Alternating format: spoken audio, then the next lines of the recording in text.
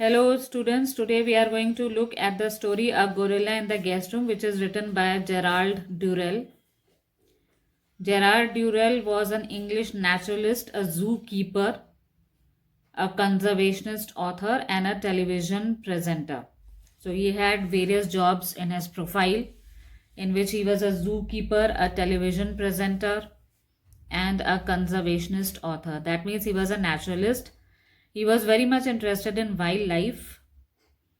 Durrell's family had settled in Corfu when he was a boy, and he spent his time observing the wildlife. He used to study it. So, on leaving Corfu, Durrell returned to England to work at Whipsnade Park as a student keeper. So, initially, when he was a student, as a student keeper, he worked in that park. And then, after a few years, he began collecting various animals. He used to organize his own animal collecting expeditions to the Cameroons, to Paraguay, Argentina, and Sierra Leone. So this shows that he was very much interested in wildlife. So as a student, he was studying wildlife. When he grew up a bit and he left Corfu, and he went to Whipsnade Park where he worked as a student keeper. After a few years, he started organizing his own animal expeditions, and that too where at Cameroons, to Paraguay, Argentina, and Sierra Leone. So here in this story, we are told about a gorilla who was kept by him, and how he trained that gorilla, what bond of relationship was established between him and the gorilla. And then later on, in order to have a good companion for the gorilla, when he kept him in the zoo, he kept a female gorilla, Nandi. And what had happened, what twists and turns happened in the story, that we have to look. A Gorilla in the Guest Room. Let's start with the story. Dear Mr. Durrell, could you please have our rhesus monkey? He is growing so big and jumping on us from trees and doing damage and causing so much trouble. Already my mother has been in bed with the doctor 3 times. It was towards the end of the second year that I decided that the zoo, not being well established, must cease to be a mere show place of animals and start to contribute something towards the conservation of wildlife. I felt that it would be essential gradually to weed out all commoner animals in the collection and to replace them with rare and threatened species.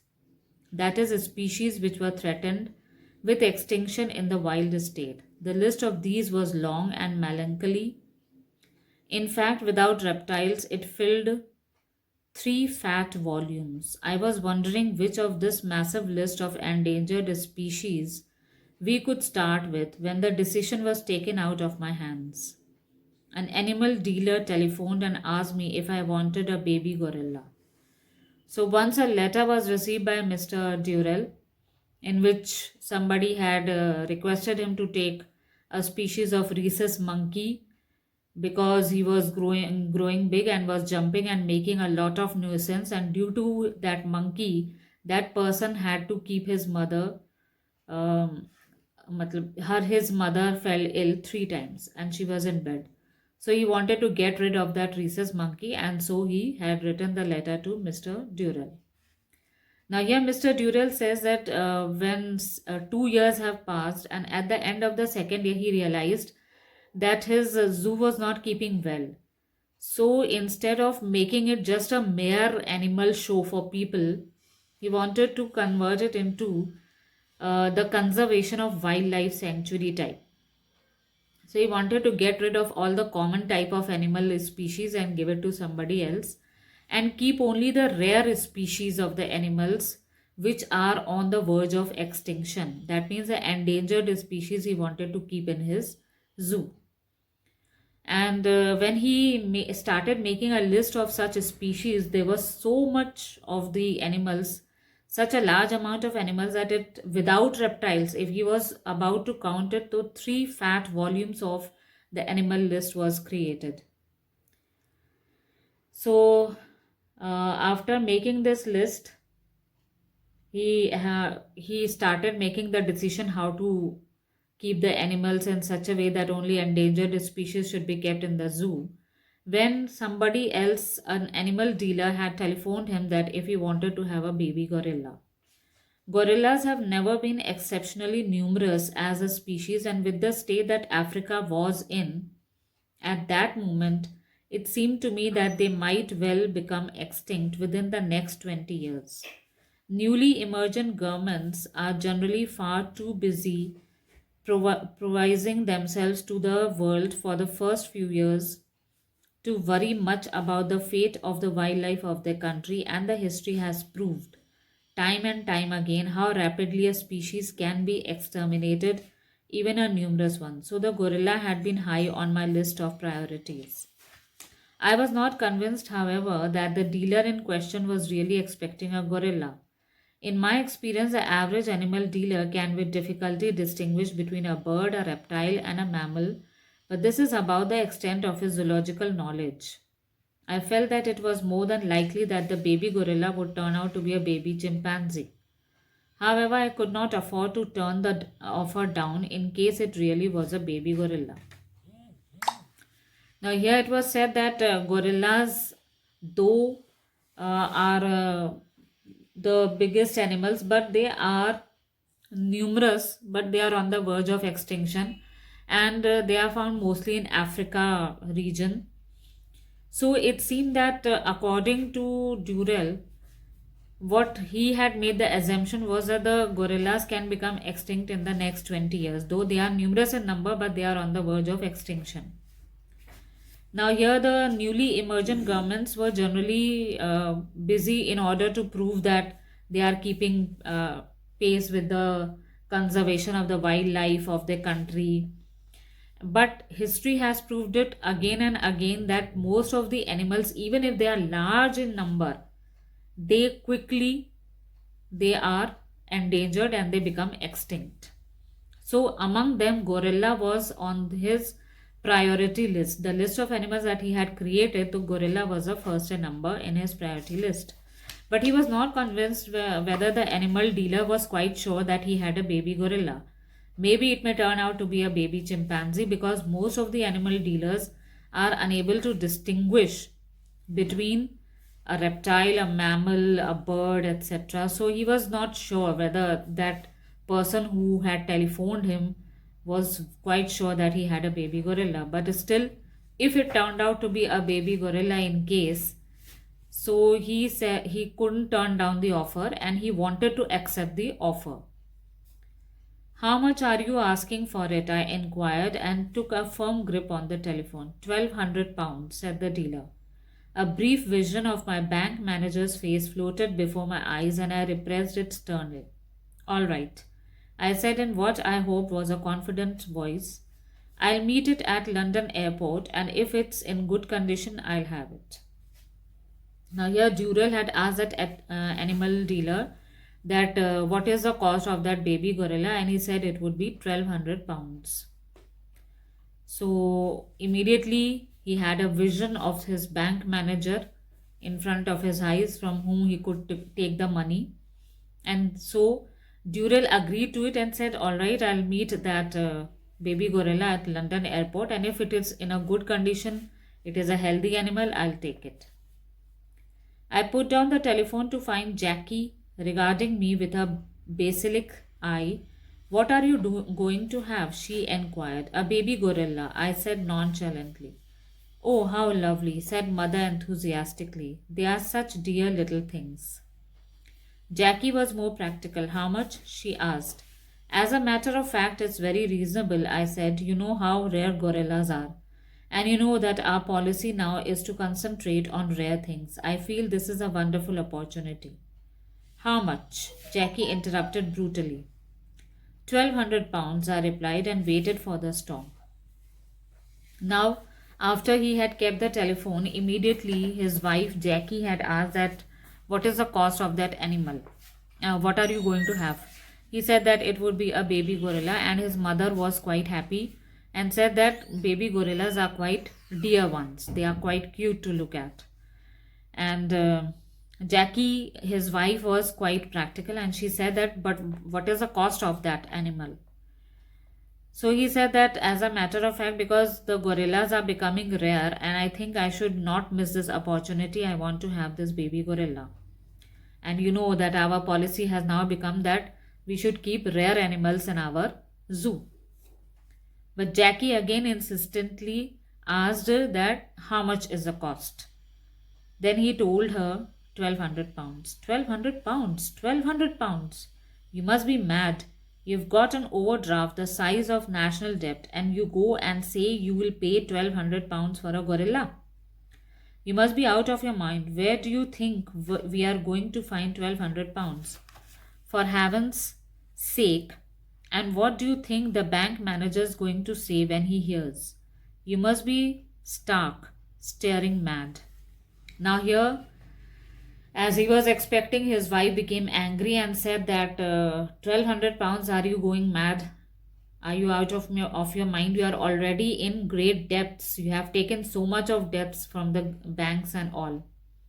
So, from where do you think you are going to get the 1200 pounds? And do you think the bank manager is going to say, yes, here it is your 1200 pounds, you can have it? I shall get the money from other sources, I said austerely. Don't you realize that this island is infested with rich people who do nothing all day long but revolve from one cocktail party to another, like a set of Japanese waltzing mice?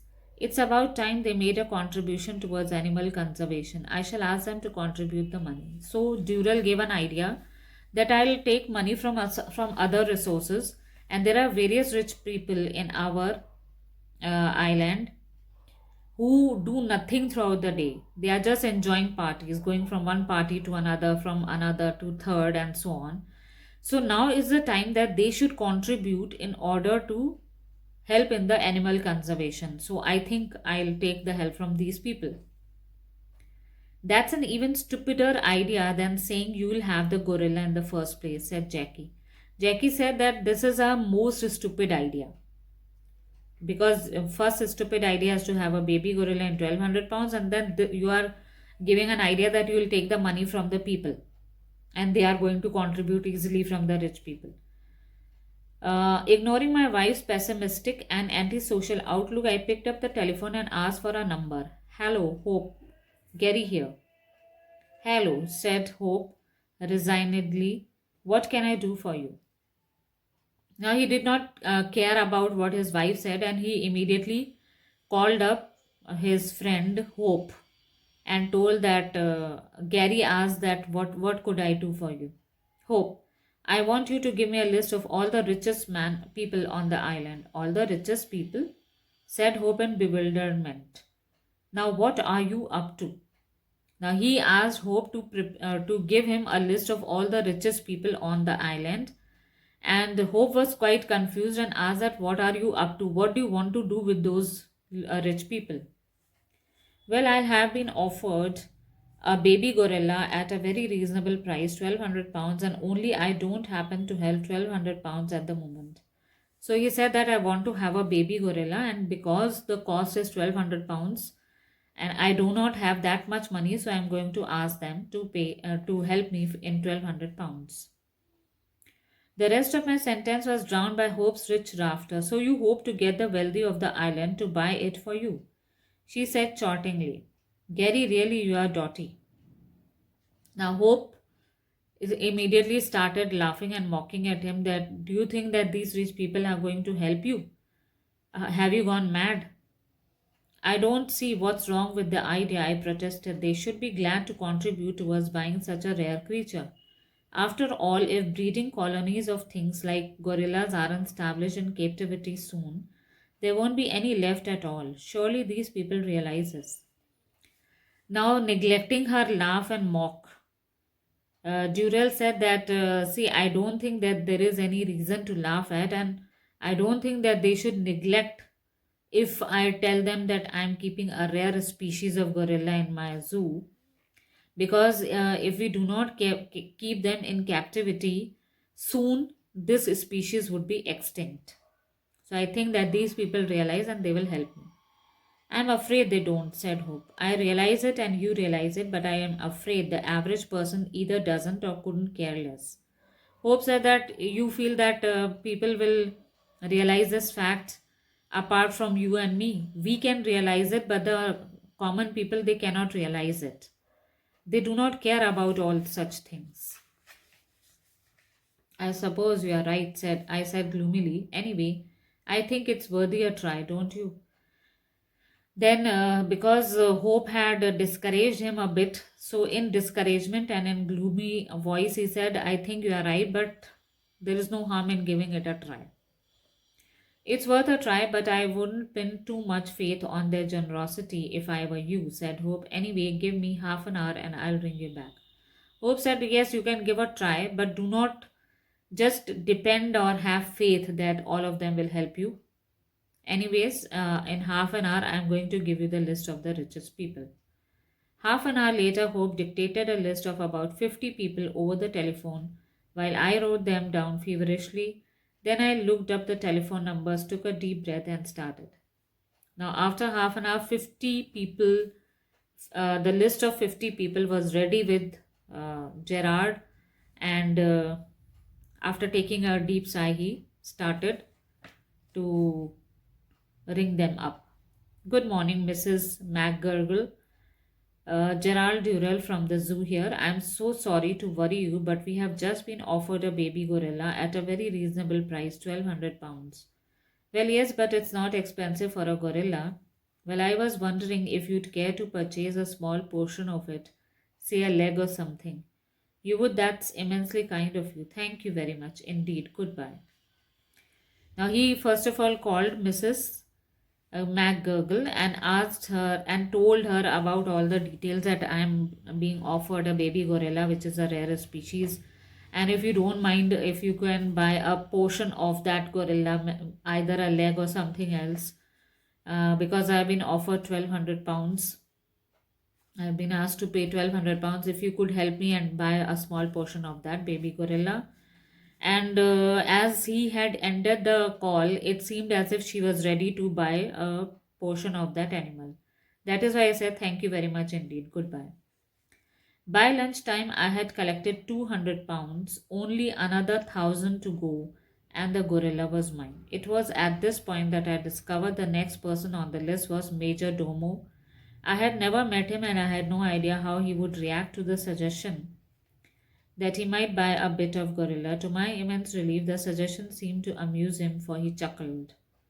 Now, by lunchtime, Gerard had collected about £200. Now, only £1,000 were left, and the next name on his list was Major Domo, and he was quite he was not sure that how would that person react, and would he be buying some piece of that animal. But to his surprise, Major Domo chuckled when he heard that he wanted to buy a baby gorilla. How much is it? He asked. £1,200, I said. And how much have you collected already? £200. Well, said Major Domo, you'd better come along this afternoon and I'll find you the balance. Now, when Major Domo inquired that how much had he collected, he told £1,200. So Major Domo invited him to come to his house in the afternoon and he would give him the rest of the amount. To say I was speechless means nothing. When I had gone to the telephone, I thought there might be a chance of getting £25, possibly even 50. 100 would have been beyond the dreams of avarice. And here was Major Domo handing me a baby gorilla on a platter. So to speak, I stammered my thanks, slammed down the phone, and rushed round the zoo telling everyone of the fact that we are going to have a baby gorilla. Now this made Gerard speechless, and he couldn't even expect that Major Domo would offer him £1,000, because when he was calling him up, he had expected only £25, rather £50, but £100 was also beyond his expectation. And here, Major Domo was offering him the baby gorilla on a platter, kept on a platter of £1,000. Now, this was a moment of happiness for him, so he went to his zoo and roaming about, he told everyone that now we are going to have a baby gorilla. The great day came and I flew over to London airport to collect the ape. My one fear now was that when I arrived there, it would turn out to be a chimpanzee after all. The dealer met me and escorted me to a room in animal shelter of the Royal Society for Prevention of Cruelty to Animals. He threw open the door, and the first thing I saw was a couple of baby chimpanzees sitting on a table meditatively chewing bananas. My heart sank, and I had visions of having to go back to Jersey empty handed. But the dealer walked over to a crate in the corner and opened the door, and M. Pongo walked into my life. Now, the lucky day came when he had to purchase that baby gorilla. He went to London airport, and there the dealer was waiting for him. Now he was afraid that maybe the gorilla might turn into a baby chimpanzee. So when the dealer had escorted him to a room in animal shelter of Royal Society for Prevention of Cruelty to Animals, he found that there were various baby chimpanzees sitting meditatively and just eating their bananas and having no attention all around. His heart sank, and he thought that now I have to go empty handed because these are the baby chimpanzees. But the dealer, he led him to another room where towards the corner N Pongo was sitting, who walked into his life. And now how they met, let's see. He stood about 18 inches high and was quite the most handsome and healthy looking baby gorilla. The height of that gorilla has been given as 18 inches high and the most handsome and cutest baby gorilla I had ever seen. He strolled stockily across the room towards me and then held up his arms to be lifted up. I was amazed at how heavy he was for his size, and I soon realized that this was all solid bone and muscle. There was not a spare ounce of fat on him. The gorilla roamed about the room and came to came to Durrell, and he put up his hands in order to ask him to carry him up. Now, when he carried the baby gorilla, he found that he was quite heavy as for his age. But it was due to the heavy bones and muscles, and there was not an ounce of fat on that animal. His light chocolate colored fur was thick and soft, and the skin on his hands, feet, and face was soft and glossy as patent leather. The color has been given as light chocolate brown fur, which was thick and soft, and the skin on his hands, feet, and face, they were soft and glossy. His eyes were small and deep set, twinkling like chips of coal. When he looked into his eyes, they were deep set and they were twinkling, like you can say small pieces of coal. He lay back in my arms and studied me carefully with an unwinking stare, and then lifted a fat and gentle forefinger and investigated my beard. Now he lay in the arms of that Durrell and started observing him all around without winking his eye. And then he lifted one of his finger and started touching his beard. I tickled his ribs and he wriggled about in my arms, giggling hoarsely, his eyes shining with amusement. And the author, this Durrell, he tickled in his ribs, and the movement of that baby gorilla was quite amusing because the baby gorilla felt like laughing. He laughed hoarsely. I sat him down on a convenient table and handed him a banana, which he accepted with little bear like growlings of pleasure and ate very daintily compared to the chimpanzees who were stuffing their mouths as full as they could. Now, the author, Durrell had placed him on a table and offered him a banana, and he ate it very decently. It was not like stuffing all the banana into the mouth just as chimpanzees were doing. I wrote about the check, and then we bundled Pongo growling protest back into the crate and went off to catch the plane for Jersey. Now he gave the check to the dealer, and then N Pongo was packed, and then he took the plane for Jersey. When we landed at the airport, I took Npongo out of his crate and we drove to the zoo with him, sitting on my lap, taking a great interest in the cows we passed and occasionally turning around so that he could peer up into my face. Now, when they landed into the airport and had to go towards home, he took Npongo from the crate in which it was packed and then he made him sit on his lap. And Npongo felt amused by looking at the cows when they were passing by. And then sometimes he used to turn his face in order to look into the face of the author. When we arrived, I carried him up to our flat for his cage was not quite ready, and I had decided that he would have to spend a couple of days in our guest room. Now, when they arrived, the cage of that gorilla was not ready in the zoo, so he decided to carry him to his home and he decided that he should stay in the guest room. His grave, courteous manner and his rather sad expression immediately won over both Jackie and my mother, and before long he was lolling back on the sofa while they plied him with delicacies, and the staff came upstairs one by one to pay homage to him as if he was some black potentate. Now, when he reached home, his mother and Jackie, his wife, they both were quite impressed by the decent way of that baby gorilla. He had a courteous manner, a very serious, you can say, attitude. This had impressed both of his mother and Jackie, and they offered him various delicacies to be eaten and so on. And his staff of the zoo, they came one by one upstairs in order to pay homage to that gorilla as if he was some saint or some personality. Having previously suffered by keeping Chumli, the chimpanzee, in the house, I knew from bitter experience that there was nothing like an ape for turning a civilized room into something closely resembling a bomb site in an incredibly short space of time. So I watched Pongo like a hawk.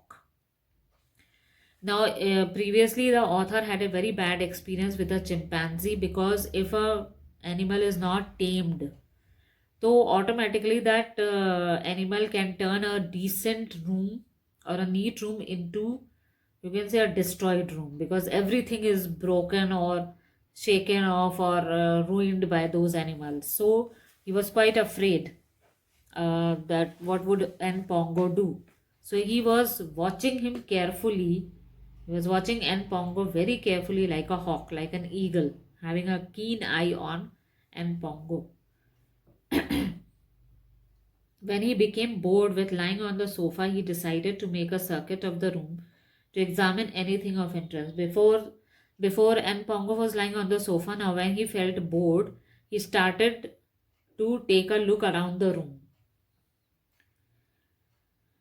So he walked slowly round like a small black professor in a museum, pausing now to look at a picture, now to stroke an ornament, but doing it so gently that there was never any danger that he would break anything. Now he was walking as if he was a professor of a museum and he was just moving around, touching things, but that too very decently without any danger of breaking it. Just looking at a picture, pausing for a while, looking at everything, and then moving forward. I was used with too with Chumli. I was captivated by N Pongo's beautiful behavior. Now, after this attitude, the author was quite impressed because Chumli had given him another type of experience, and this N Pongo had impressed him very much from inside. You would have thought that he had brought up in a house to watch him. He had been brought up in a house to watch him. Apart from a slight hiatus, when he wet the floor, he could not be expected to know that this was not done in the best circles. His behavior was exemplary, so much so that by the time we put him to bed, my mother was doing her best to try to persuade me to keep him in the house permanently. I had, however, learned my lesson with Chumli and I turned a deaf ear to her pleas. Now, after that, at night, when his mother and Jackie had put him to sleep, his mother was so much impressed and so much delighted by Chumli that she requested Durrell to keep Chumli permanently in the house, but he had or sorry to keep N Pongo permanently in the house, but the author Durrell had already bitter experiences with Chumli, so he did not pay attention to what his mother was requesting. N Pongo, of course, did not leave the guest room in the condition that he found it. But this was only to be expected. Although his manners were exemplary, he was only a baby and he could not be expected automatically to assume civilized behavior because he was living in the house. So the guest room, when he left it, bore numerous traces of his presence. On one wall, for instance, was something that resembled a map of Japan drawn by one of the more inebriated ancient mariners. This was nicely executed in scarlet and was due to the fact that I had thought Npongo might like some tinned raspberries. Now, Npongo did not leave the guest room. He was lying there as they had left him. But this was expected, obviously, that the animal should be there in the guest room if they have left there. Although his manners were exemplary, but he was only a baby, and you could not expect a baby to be more civilized in the initial stages. You will have to train him a lot, so you cannot leave that baby in the house permanently. But as the author knew that as a baby, some or the other uh, nuisance could be created by him, and naturally, the proof was left in the guest room. On the walls, there were some scratches made by N. Pongo. Those scratches were scarlet in color. Scarlet because raspberries were eaten by that N. Pongo, and by that fruit only he had drawn some map which looked like the map of Japan. He had liked them, and his enthusiasm at his new addition to his diet uh, has resulted in the map of Japan. There was also straw next to paraffin. I know of no other commodity that manages to worm its way in a positively parasitic fashion into every nook and cranny before you are aware of it. For months after N. Pongo's sojourn in our guest room, we were apologizing to guests for the floor, which, in spite of hoovering, looked like a 16th century alehouse. There was also the fact that the handle on the door drooped at rather a depressed angle since N. Pongo, after receiving his meal, had attempted to follow me out of the room. Knowing that the handle by some magical means opened and closed the door, but not knowing exactly how to manipulate it, he had merely pulled it downwards with all his strength. As I tried unsuccessfully to bend the handle back into position again, I reflected that N. Pongo was only about 2 years old and that his strength would increase in proportion to his size. Now, here the author says that N. Pongo, uh, for months, when N. Pongo had been in the guest room because it's still the cage was not ready, so they had to keep for several months in the room. They found that the floor had become very dirty because he used to urinate anywhere on the floor, and whatever things he used to eat he just spread on the floor and so on. So they used to apologize with the guests about the dirty floor that was made by N. Pongo. It looked like the floor of a 16th century ale house, and ale means wine or something like that. So, and here also the handle of the door was just, you can say, made in a crooked, it had drooped down. Why? Because when once he was given meal and Pongo was given meal, he followed the author behind him and he tried to open the door. He knew that the door opens by one technique and then closes by another technique, but he did not know how to handle that door. So he just put all his strength on the handle of the door, due to which it had drooped down. Now the author had tried to just put it back into its position, but it was not possible. And then the author realized that by the time when N. Pongo becomes 2 years, he would become more stronger as he according to his age. That means the more he grows older, the more stronger he would be.